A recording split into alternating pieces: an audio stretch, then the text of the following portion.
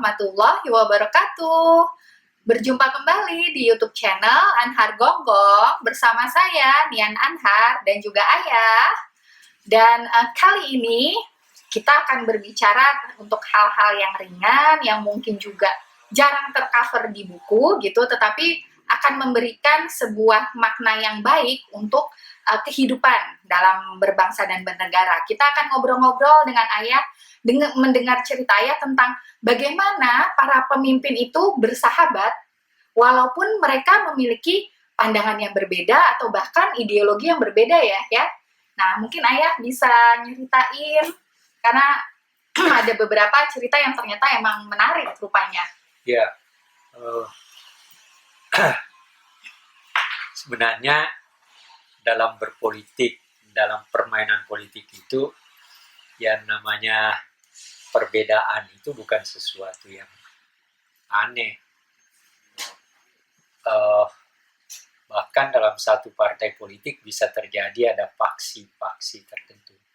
Faksi itu kelompok tapi di dalam lingkup organisasi itu. Misalnya di organisasi A ada tiga faksi. Faksi A, faksi B, faksi yang masing-masing punya pandangannya, bahkan saling bertentangan, tetapi tetap di dalam organisasi itu. Nah, di kita juga sebenarnya dalam perjalanan dari sejak zaman pergerakan nasional sampai kita merdeka, itu ya terjadi ada persahabatan, tapi di balik persahabatan itu ada perbedaan-perbedaan, ya mungkin hanya perbedaan cara melihat persoalan, atau bahkan juga sampai kepada yang lebih dalam, yaitu perbedaan ideologi. Itu bisa, dan bukan hanya bisa, itu terjadi memang. Ambil sebagai satu contoh, Bung Karno dan Bung Hatta. Iya. Ya kan? Jadi saya awali dengan ini. Bung Karno dan Bung Hatta itu sejak zaman pergerakan, walaupun dalam batas tertentu, antara Bung Hatta dan Bung Karno itu selalu berkomunikasi, karena Bung Karno ada di Indonesia, Bung Hatta ada di negeri Belanda, dan mereka saling berhubungan juga. Lalu kemudian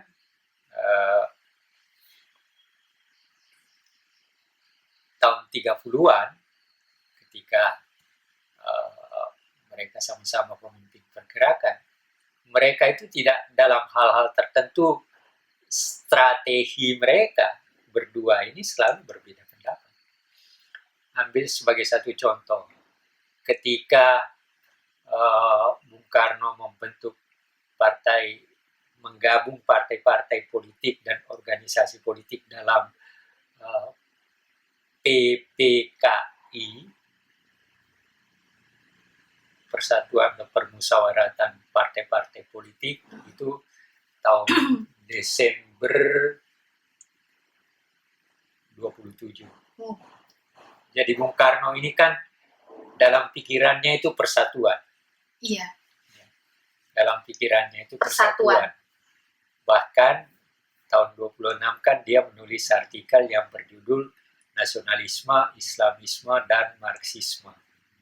Nah, dia mengharapkan ketiga kekuatan politik ini yang berbeda ideologinya ini bersatu di dalam melawan penjajah. Ya, tapi kan tidak mungkin antara Islam dan Marxisme bisa bersatu. Bahkan nasionalis dengan Marxis saja belum tentu bisa gitu. Tapi Bung Karno dalam pikirannya itu bisa. Itu ditulis tahun 26. Ya, dan itu bisa dibaca di dalam di bawah bendera revolusi. Ya. Nah, lalu Bung Hatta menulis, persatuan dicari, persatuan ditemukan. Oh ya, aku ingat tuh. Jadi dia lakukan kritik, tapi dalam banyak hal kedua beliau, misalnya juga tentang komunis. Jadi satu ketika Bung Karno mau ke Jepang lalu datang ke rumahnya Hatta dulu. Makan siang kalau nggak salah. Nah, lalu terjadi dialog biasa kan. Nah, yang menarik itu ada dialog begini. Dimulai tentang bagaimana komunis Indonesia. Nah, Bung Karno mengatakan komunis Indonesia itu beda dengan komunis di negara-negara lain. Artinya punya sikap khas, karakternya berbeda, kecintaan pada negaranya juga berbeda, kepada bangsanya berbeda. Nah, Bung Hatta katakan tidak, semua komunis itu sama. Di bawah pimpinan Moskow. Yang waktu itu di Soviet yang memang komunis betul. Tetap aja, jadi dan ini ada di dalam tentang peristiwa ini ada di dalam Bung Hatta menjawab yang ditulis oleh Dr. Zainal. Nah, lalu ya itu kan menunjukkan bahwa perbedaan itu biasa. Tetapi di tengah-tengah ada perbedaan itu persahabatannya tetap terjalin. Terjalin. Misalnya ketika Bung Karno ditahan di Wisma Yaso, Pak, yang sekarang menjadi Museum ABRI. Oh, Pusjara ABRI. Nah, Museum Pusjara yang TNI yang Gatot Subroto. Nah, Gatot Subroto itu, Bung Hatta datang. Datang mencenguk Bung Karno dan salam. Jadi apa ya, hubungan persahabatan itu tidak dihilangkan hanya oleh karena perbedaan pendapat. Itu terjadi. Dan walaupun Bung Hatta ketika itu sudah sudah mengundurkan diri sebagai wakil presiden ya sejak tahun 56. Nah, waktu Bung Karno tahun 60 menjadi presiden penuh dalam arti kata demokrasi terpimpin, Bung Hatta itu menulis sebuah artikel di dalam Panji Masyarakat yang berjudul Demokrasi Kita, melakukan kritik terhadap demokrasi terpimpin yang dipimpin yang dicetus oleh Bung Karno. Tapi perbedaan itu tidak menyebabkan persahabatan mereka rusak. Itu yang menarik. Ini ada dalam bukunya. Bukunya itu judulnya Demokrasi Kita Bebas Aktif, Ekonomi Masa Depan. Yang menerbitkannya itu Universitas Indonesia, UI Pers. Jadi, ya, tapi akhirnya Panji Masyarakatnya dibredel. Karena kan kritiknya memang tajam. Pastinya untuk saat itu ya, untuk Bung Karno. Tapi ya, kalau misalnya Bung Hatta ada dendam, ya tahun 60 tulisannya dibenci kayak gitu. Jadi ketika Bung Hatta udah ditahan, tentu aja dia tidak akan. Tapi sebagai kawan, dan kawan bukan hanya sekedar kawan, tapi teman seperjuangan dan sebagainya, ya dia datang, dia menghargai, memberikan penghargaan tinggi dan sebagainya.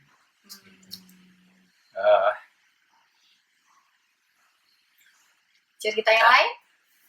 Iya. Contoh lain. Kayaknya banyak kayak ceritanya lucu-lucu sih, sampai ketawa juga aku dengernya. Ya, jadi Hamka. Ya. Buya Hamka. Buya Hamka itu kan, ya ini contohnya, tapi apa yang terjadi? Yang minta menjadi yang menyembahyangkan Buya Hamka. Nah, ada yang menarik yang saya waktu apa waktu Guntur mau kawin, Oh ya. eh, ini menunjukkan persahabatan dua orang Soekarno Hatta itu adalah ketika Guntur mau kawin kan Bung Karno ditahan Iya. dan tidak mungkin keluar. Nah, tentu Guntur bimbang. Akhirnya waktu dia tanya kepada ayahnya Bung Karno, siapa yang menjadi walinya? Bung Karno langsung katakan Hatta. Langsung katakan Hatta. Nah, Guntur sendiri seperti yang saya baca agak ragu-ragu karena dia tahu bagaimana ayahnya bersikap terhadap Bung Hatta. Ya. Tapi akhirnya dia datang dan Bung Hatta segera mengiyakan. Jadi walinya Guntur ketika kawin itu Bung Hatta. Di tengah-tengah ada berbagai macam perbedaan pendapat dulu. Apalagi ya pengundurannya Bung Hatta itu adalah karena kan memang tidak sejalan lagi ya dengan Bung Karno gitu. Jadi ini kan contoh. Nah, yang menarik yang terjadi juga itu seperti ini. Natsir, Muhammad Natsir sebagai ketua Masyumi, Pak Kasimo, IJ Kasimo. Kasimo itu Katolik dan pendukung Pancasila. Oh ya. Di dalam konstituante, di dalam dua orang ini berbeda pendapat. Natsir mendukung Piagam Jakarta. IJ Kasimo Pancasila. Ya. Tapi apa yang terjadi? Mereka berdebat di dalam sidang. Keluar dari sidang, ya mereka pergi berjalan sama-sama, entah cari makan. Hal yang sama, Prawoto dengan Kasimo. Oh ya. Pak Prawoto itu adalah ketua Masyumi dan juga anggota. Ya tentu saja berbeda pendapat tentang Pancasila tapi apa yang terjadi ketika Prawoto mau membeli rumah yang dia tempati dan itu miliknya seorang Cina kalau nggak salah, yang datang mengurusnya itu Kasimo supaya bisa ditempati, bisa dibeli, dimilikin. Habis selesai bertengkar, tetap membantu. Kan? Nah, itu contoh-contoh. Menarik. Yang lain lagi, Aidit. Oh ya, DN Aidit ya. Kalau istirahat dari sidang, itu ngambil kopi, secangkir kopi, kasih kepada Natsir. Padahal di dalam sidang mungkin mereka pasti bertengkar karena ya pasti ideologinya saja udah berbeda ya. Beda kan? Iya. Kan? Itu sesuatu yang artinya kalau ayah membaca itu ya, kalau ayah bisa memberikan makna itu kenapa bisa seperti itu? Karena mereka saling menghargai dalam arti kata ya kita boleh berbeda. Kita kan demokrat. Seorang demokrat itu pasti akan terjadi hal-hal yang membedakan mereka di dalam memahami berbagai persoalan, bahkan karena ideologi yang berbeda. Tapi manusianya kan tidak perlu rusak hanya oleh karena perbedaan itu. Kita sesama manusia, kenapa kita harus merusak hubungan kemanusiaan kita hanya karena itu? Itu ada dalam pikiran mereka.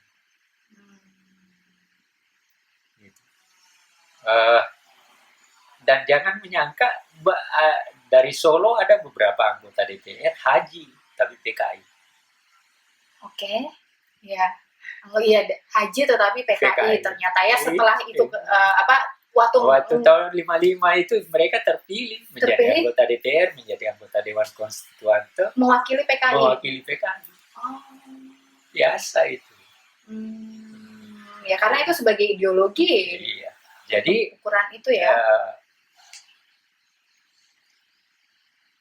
bahkan saya cuma lupa ID Iya. itu kalau ke Bandung dia tidak tidur di hotel, justru dia tidur di rumah salah seorang tokoh masyhur, sahabatnya yang anggota konstitusi, lupa saya namanya. Anggota badan konstitusi juga sama-sama ID dan selalu bertengkar karena tokoh ini tokoh orang Sunda kalau nggak salah, sangat keras. Tapi kalau Aidit ke Bandung katanya tidur di rumahnya dia. Dan diterima dengan terbuka ya? Diterima. Jadi apa ya? Ada hal-hal. Kan contoh lain lagi. Ketika Bung Karno ditangkap, PNI dibubarkan oleh Sartono. Iya. Mr. Sartono. Iya, Mr. Sartono. Bekas ketua DPR juga. Lalu kemudian antara Bung Hatta mendirikan PNI pendidikan. Iya. Sartono ketua Partindo, dan ketika ketika Bung Karno lepas dari penjara, dia berusaha menyatukan kedua partai ini, tapi gagal. Akhirnya Bung Karno menjadi ketua partai Partindo. Sartono salah seorang ketua. Lalu apa yang terjadi? Antara Bung Hatta dengan Sartono tetap aja sebagai kawan. Gitu. Jadi artinya contoh ini mau menunjukkan pada kita semua bahwa persahabatan kita sebagai manusia tidak seharusnya dirusak hanya oleh karena posisi ideologis atau posisi pandangan kita yang berbeda. Dan sebenarnya dalam proses menegakkan republik dalam pergerakan nasional ini yang sebenarnya terjadi.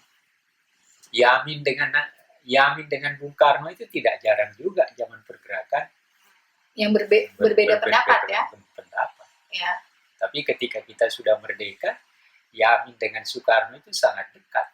Bahkan salah seorang konseptor Bung Karno untuk kembali ke Undang-Undang Dasar 45 dekret Presiden itu ya Yamin.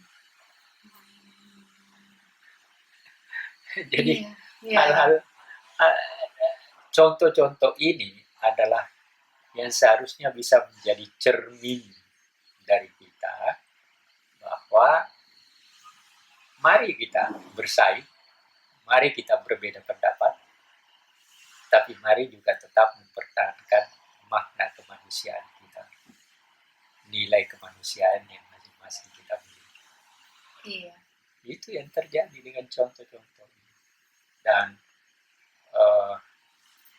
perbedaan ideologi dan sebagainya tidak perlu merusak nilai kemanusiaan yang kita miliki masing-masing. Dalam.